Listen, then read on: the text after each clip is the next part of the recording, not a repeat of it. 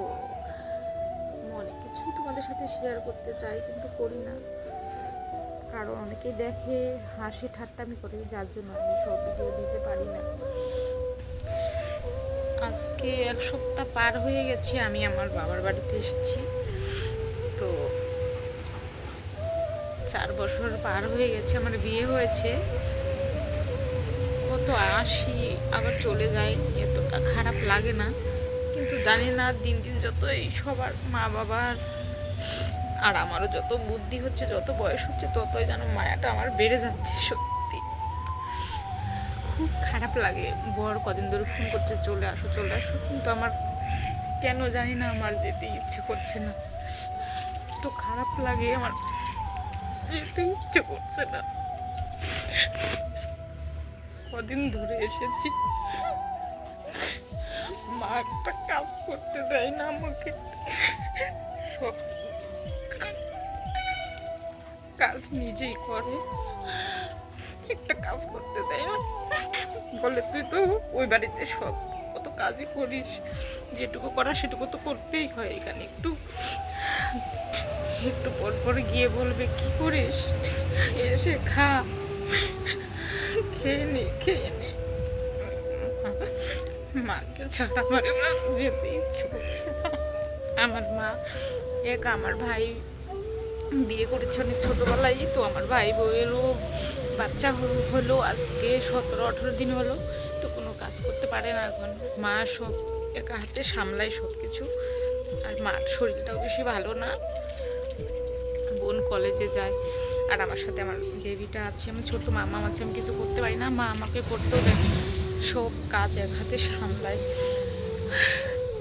সব রান্নাবান্না করে খাওয়ার জন্য সবাইকে ডাকে, আবার আমার মেয়েকেও সামলায়। বিশ্বাস করো, এবার আমার জানি না কেন আমার মনটা এমন হলো, আমার শ্বশুরবাড়িতে একদম আমার যাওয়ার ইচ্ছেই করছে না, কি বলবো।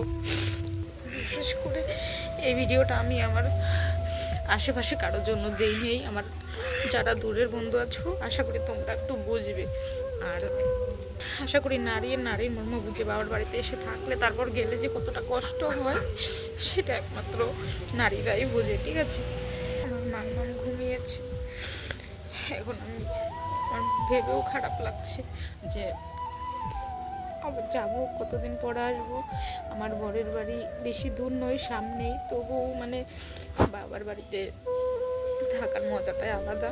তো বেশি দিন থাকলে মায়াটা বেশি বেড়ে যায়। বর বলছে চলে আসো, বেশি দিন থাকতে হবে না, ঘন ঘন যাবে, আর কদিন থেকে চলে আসবে, এরকম বললো।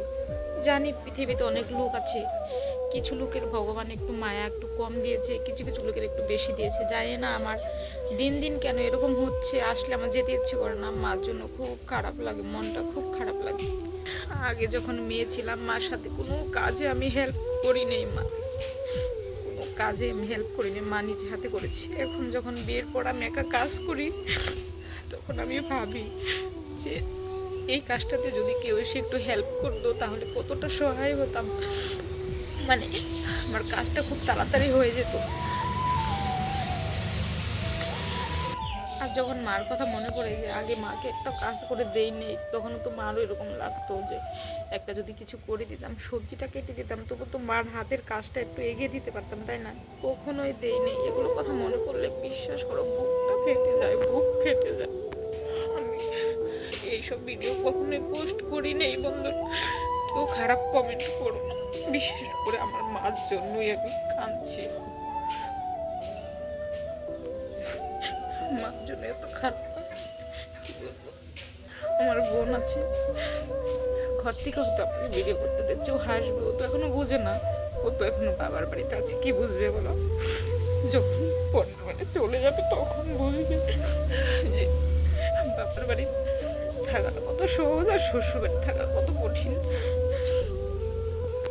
তুমি কিছু কাজ করো বা না করো, কিন্তু তোমাকে তো থাকতেই হবে ওখানে। ওগুলো মনে পড়ে আমার বুকটা ফেটে যায়। মার সাথে কোনো কাজে হেল্প করিনি, আর এখন কত কিছু করে ফেলি একা একা।